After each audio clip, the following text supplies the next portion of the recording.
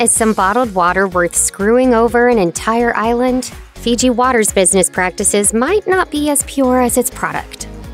All businesses have a responsibility to pay their taxes, but for quite some time, that rule didn't exactly apply to Fiji Water, as it claimed tax-exempt status from the very first drop of water tapped for production. The company evaded tariffs of any kind from Fiji's government on the grounds that the bottled water business was an industry that didn't leave much room for failure.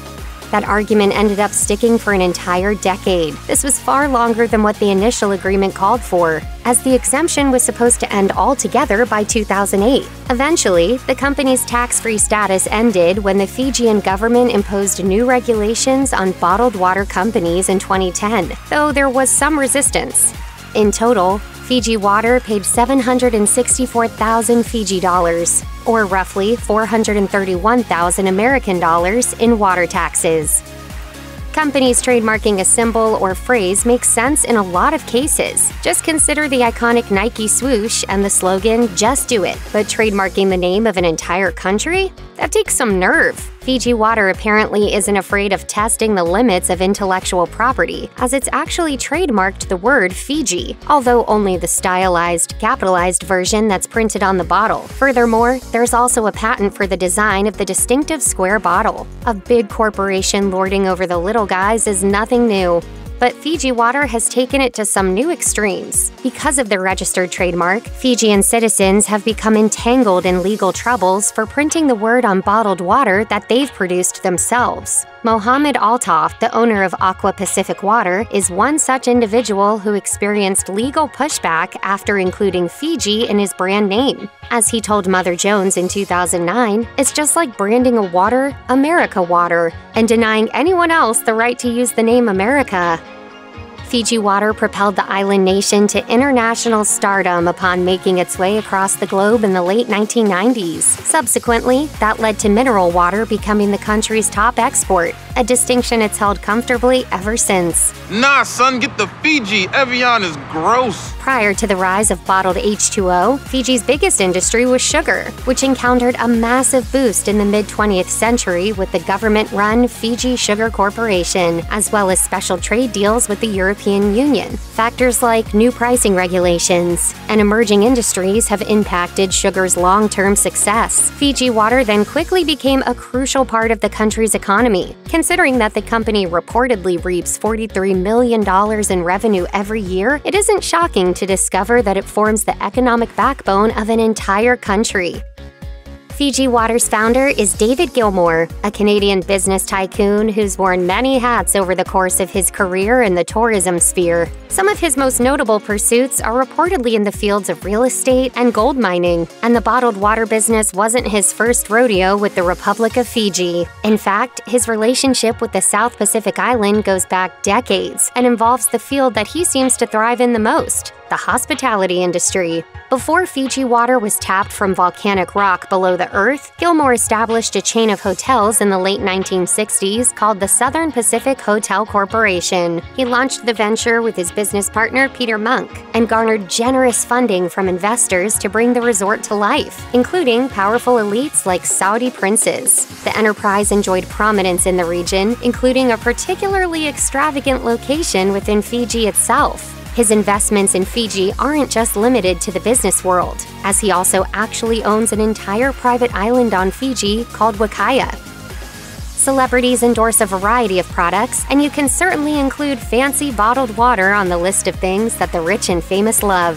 Fiji Water's prestige image simply wouldn't be the same without the enthusiasm of A-list followers, which includes famous faces from TV, movies, music, and politics. Oprah Winfrey, Justin Timberlake, Nicole Kidman, and Barack Obama are all among those who have been spotted sipping from this particular square bottle. Can I get some water? One star who's exceptionally infatuated with this tropical import is Mary J. Blige.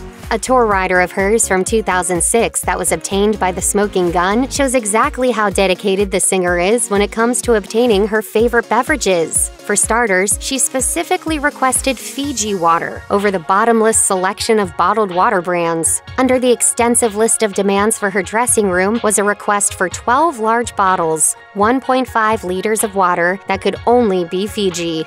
Everyone needs to hydrate after all, especially in-demand singers like Mary J. Blige, who need to keep their vocal cords in working condition before the big show. Have you ever noticed how Fiji Water doesn't seem to do much advertising? It might seem strange that such a sizable global brand wouldn't embrace the high-energy marketing that capitalism typically demands. But that's because there's a different strategy at play here. Part of Fiji Water's upscale reputation comes from opting for product placement in lieu of traditional advertising. Fiji has been featured in a variety of movies and TV shows, finding its way onto sets and award shows thanks to David Gilmour's close industry ties. Famous Fiji cameos include TV shows like Friends and Ballers, and movies like The Hangover. And we of course can't forget the Fiji Water girl at the 2019 Golden Globes. David Gilmour reportedly didn't want to sink a ton of cash into mainstream ads, although in recent years, the brand has produced a limited amount of more traditional commercials. It's undeniable that bypassing traditional methods makes Fiji more exclusive and thus more covetable. Seeing a famous fashion designer taking a swig of it on the red carpet is probably more effective than a random advertisement tucked inside a newspaper. And it's proved to be a winning strategy for maintaining the brand's intrigue. Duh, winning. Bottled water has become a hot-button issue among environmentalists, and the concern is well-founded. Manufacturing Fiji Water uses up a ton of resources, whether it's the electricity powering its bottling plant or the mountains of plastic shipped all the way from China to make its packaging. Fossil fuel emissions are a far cry from the Garden of Eden-esque image that the brand proudly promotes. Just consider that it reportedly takes 1.75 gallons of water for the production, export, and distribution of one bottle of Fiji Water. Multiply that by 1 million, which is the average batch transported out of its factory on a daily basis, and you've got yourself a very large carbon footprint. Fiji has promised to commit to sustainability, including using recycled plastic for its bottles, but it's unclear how much of a difference that will ultimately make. With a reported $43 million made every year, Fiji Water is a prosperous business. But raking in the dough doesn't necessarily translate to spreading that wealth to others. The majority of Fijian people simply don't enjoy the spoils brought in by Fiji Water. Around 12% of the total population reportedly lacks a reliable source to clean drinking water. Furthermore, crumbling infrastructure in the form of eroded drain pipes has led to public health crisis, including lethal typhoid outbreaks. Fiji Water likes to highlight its investment in local communities to demonstrate that it gives back. The Fiji Water Foundation, for example, provides funding for eligible schools across the island in the form of teaching grants for classroom necessities. We are working together with the people to protect this area for the benefit of current and future generations. The company also employs many Fijians and brings money to the country's economy. Nevertheless, Fiji Water's business model is predicted on exporting a natural resource that the Fijian people need in order to survive. Paying virtually no taxes for the first decade plus of its existence was a boon for Fiji Water's growth. But that era eventually came to an end in 2011 when the Fijian government issued a new rule on bottled water businesses. Under the revised water extraction tax, companies would be charged 15 cents for each liter of water if their monthly output exceeded 3.5 million liters. Fiji Water was only paying 1/3 of a cent at the time and found itself the only corporation standing to be charged that amount. Outraged by this decision, Fiji decided to shut down its factory in protest and laid off all the employees in the process, threatening to pull out of the country altogether. The standoff only lasted a day, and the workers got their jobs back. But these strong-arm tactics have left a sour taste that no fancy bottled water can wash away.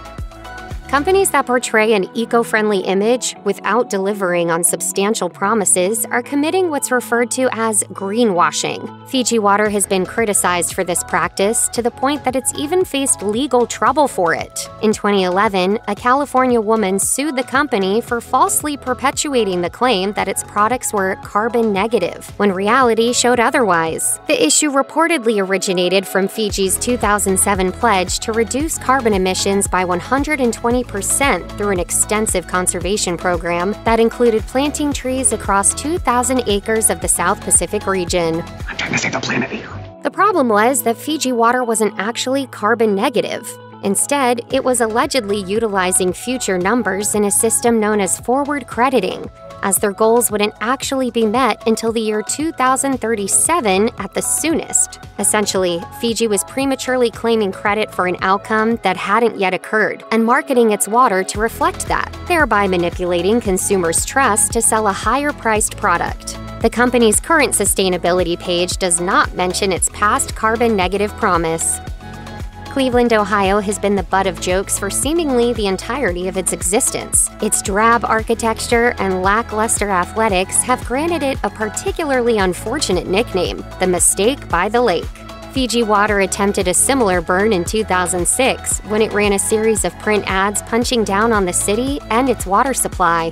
The ads featured the offending tagline, "The label says Fiji because it's not bottled in Cleveland." Understandably, Cleveland wasn't very amused by this full-page mockery, which Fiji attempted to brush off as just a joke. But what happened afterwards is where it gets interesting. City officials actually ran a test on Fiji Water to see whether the ad held up to scrutiny. The verdict was that it wasn't as pure as Fiji would have preferred. High levels of arsenic, 6.31 micrograms per liter to be exact, were found in the square bottle, which was more than other water brands and even the tap water flowing from the city of Cleveland itself.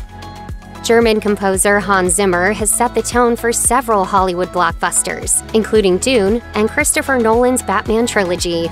Along the way, he's earned countless honors from the likes of the Oscars and the Grammys. If you've sat down to watch a movie in the last 10 years, you've almost certainly heard his pulsing, dramatic music in the background at some point. When Fiji Water got into the TV marketing game, they booked the famed composer in 2021 for a series of commercials called It's Not Just Water. The idea behind the campaign was to show exactly how Fiji water is made through each of the elements responsible for it: cloud, rain, rock, and aquifer. Zimmer created 4 15-second snippets of sound for the project, and the grandiosity of the topic matches the composer's equally serious approach to channeling it with authenticity. He emphasized purity in a press release. As he declared, "In building the music to represent this journey from scratch, I wanted it to be impressionistic, closer to my feeling of nature, my feeling of what purity is all about." I take you on a journey.